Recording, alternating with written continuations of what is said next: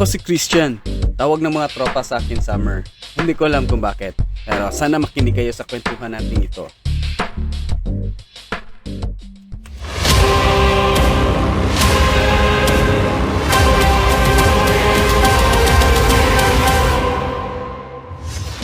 Dalawang klase ang natutunan ko sa pag-fish call. Una, yung pagbuga ng hangin, parang ganito.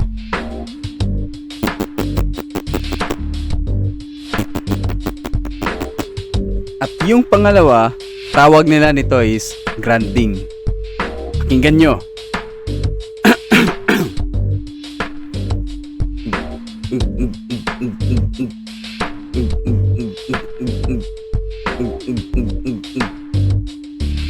Ganun lang. So sa alin man yung dalawang fish call na nakasanayan nyo, grunting man yan o yung pagbuga ng hangin, depende talaga yan kung saan at kung paano nyo ito gagamitin. So sa video na ito, maririnig nyo yung grunting ko. Napaka-effective nito dahil hindi ito nakakabawas ng hangin sa ating baga.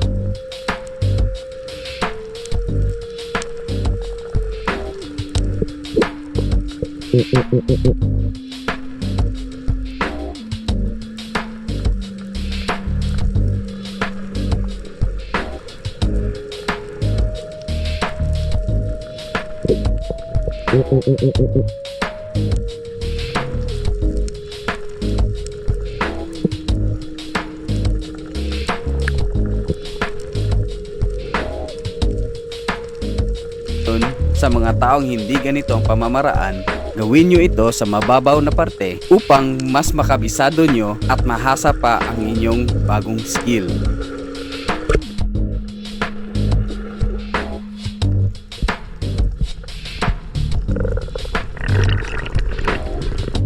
Paalala lang po sa mga taong bago sa ganitong pamaraan, mas maigi na gawin nyo ito sa mababaw na parte. So sa pangalawang video na ito, ipapapakita ko sa inyo at ipapaparinig ang tunog nito sa ilalim.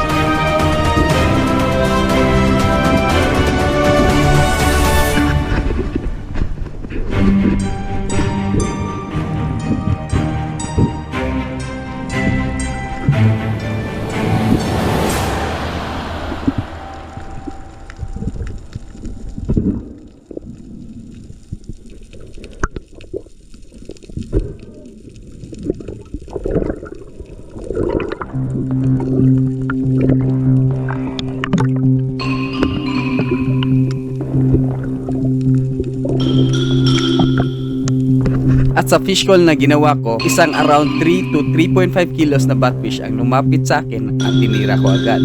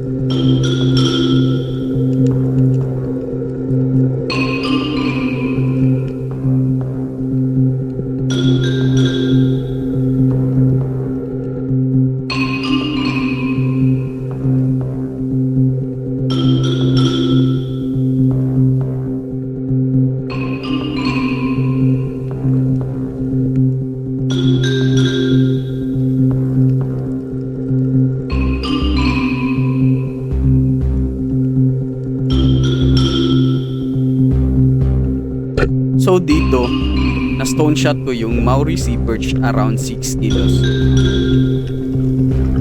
Paalala lang guys, huwag niyong i-retrieve ang fish sa ilalim. Na fatal shot man yan o hindi, always remember ang pinakaunang sa lahat, yung surface recovery. At saka dun mo na ilahin ang isda sa taas.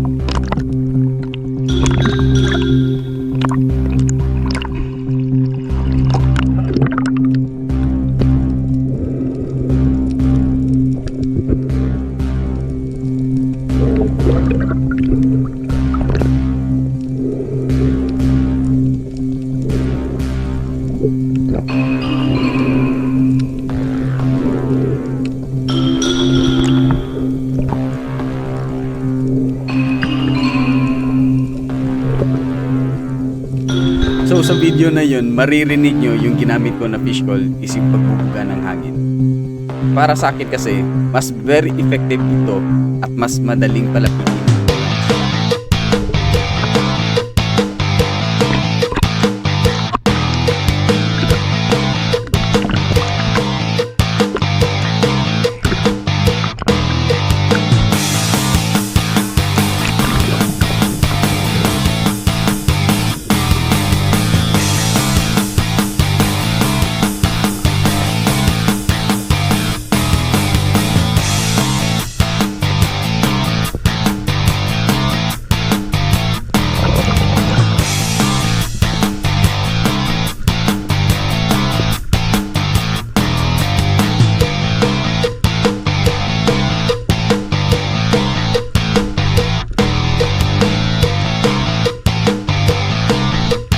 Kung nagustuhan ninyo ang video na ito, please hit like and subscribe para mas makagawa pa ako ng content sa spearfishing na makakatulong sa inyo.